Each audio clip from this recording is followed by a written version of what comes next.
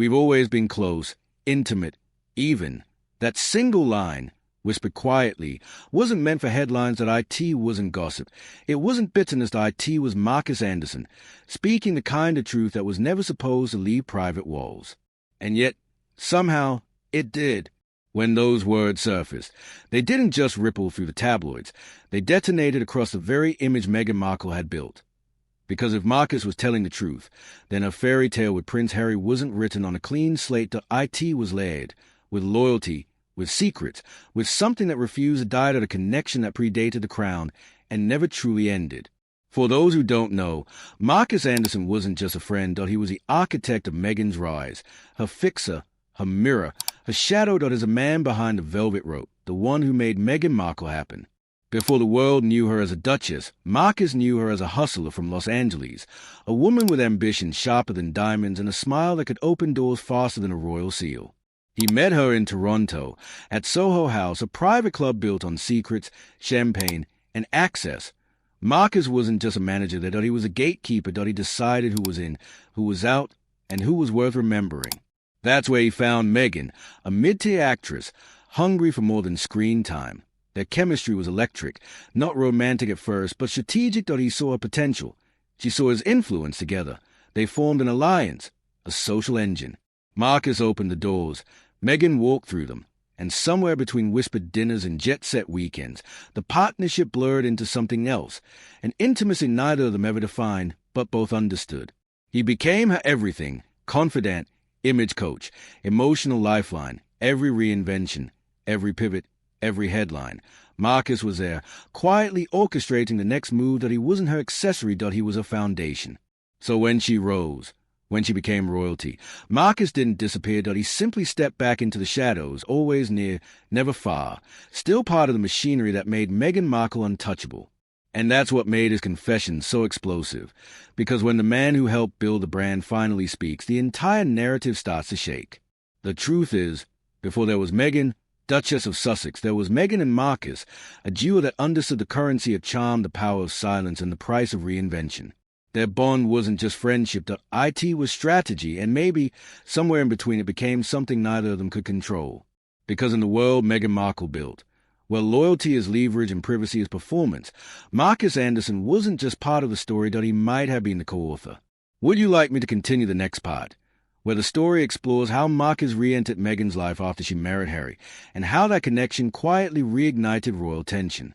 They traveled together, Madrid, Istanbul, London, always first class, always flawless, always just out of full view. Their bond wasn't loud or performative. It was telepathic, friends that they could speak in glances, finish each other's sentences, and slip away into quiet corners where words weren't needed. IT wasn't romance. Not exactly. IT was something rarer, a shared ambition disguised as devotion. When Meghan doubted her path, it was Markus who reminded her who she was. When doors closed, Markus found others open. He curated her life like a brand campaign.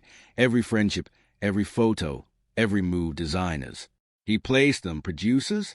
He knew them royalty. He introduced her.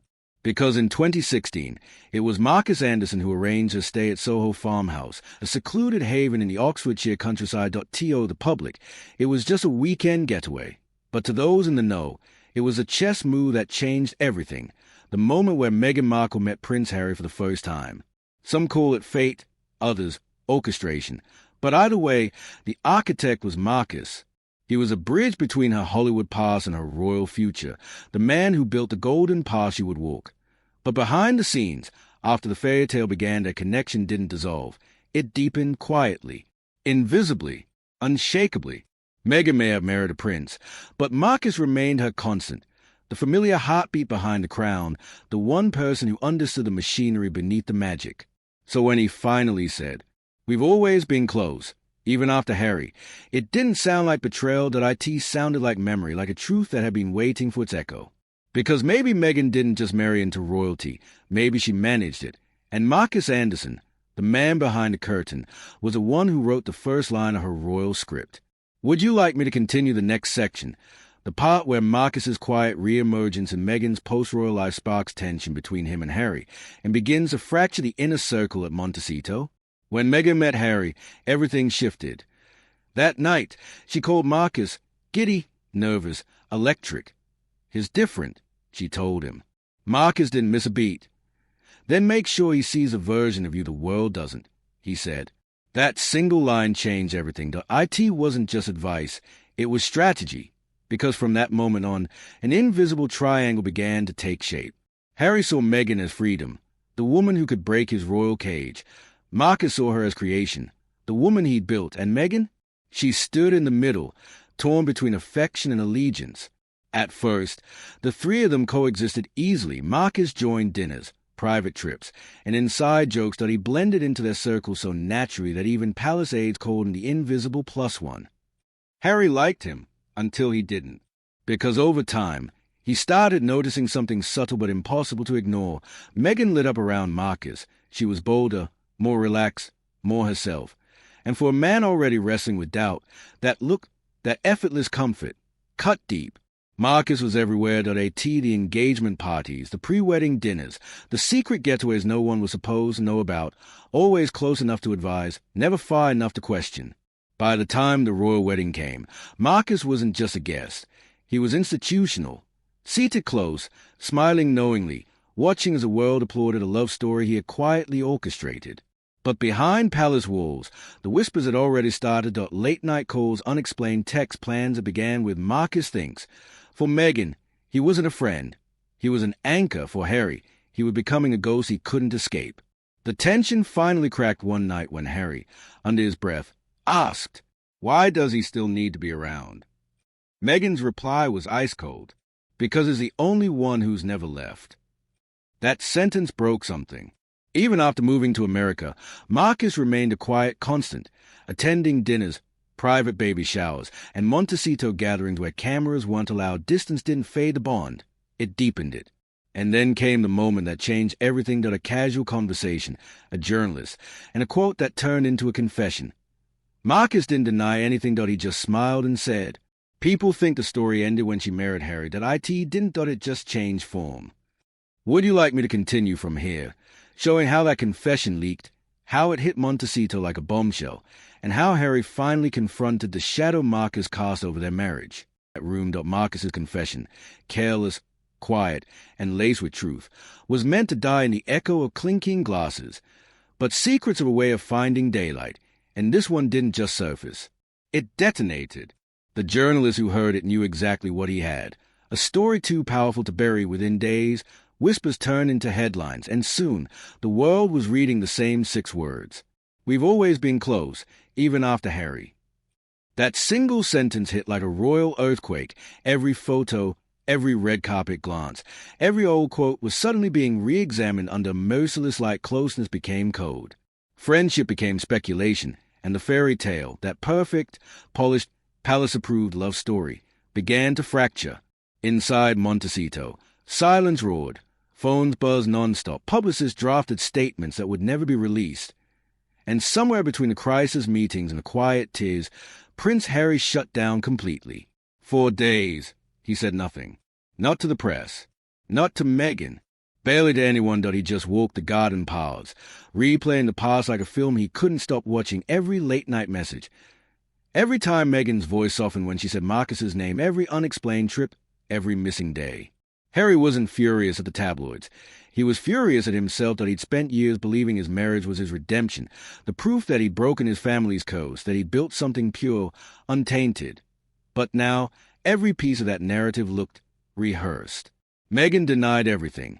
She called it a cruel fabrication, a weaponized rumor designed to destroy her family. Her voice, steady and rehearsed, echoed through carefully chosen interviews.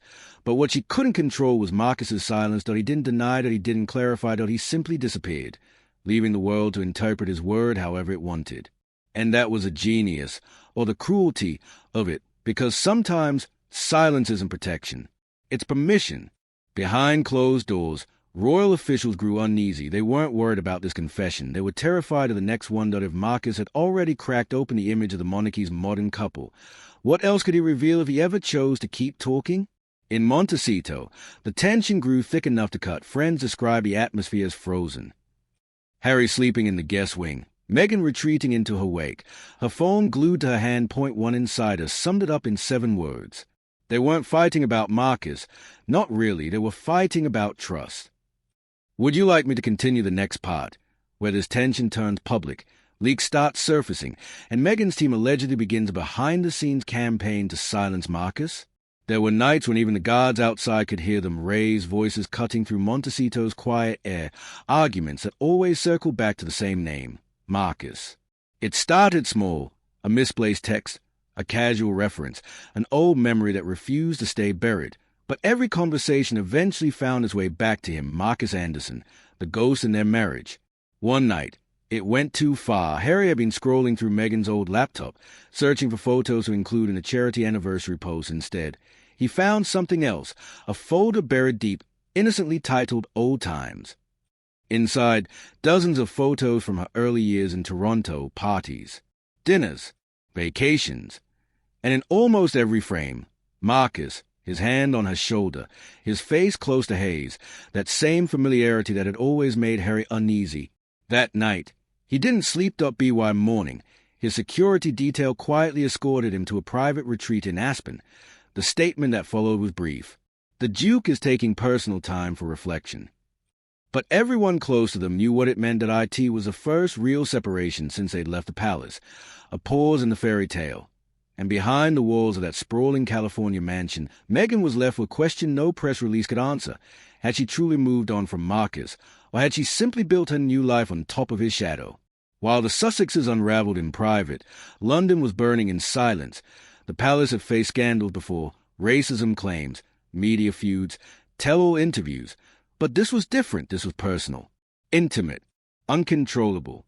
Inside Buckingham Palace, the mood was grim. Advisors gathered in late-night crisis meetings, every headline dissected, every statement weighed. One senior aide reportedly said, "This isn't about Meghan anymore. It's about what he might know." The he, of course, was Markus Anderson, the outsider who had walked through their homes, sat at their tables, and flown on their planes, thought he'd seen the crown's most private moments. And now, the fear wasn't what he had said, but what he might still say. NDAs were reviewed, confidentiality contract reissued. Lawyers whispered across time zones. But it didn't matter. The damage was already done. The illusion had cracked, and through that crack, the world had seen something raw and human.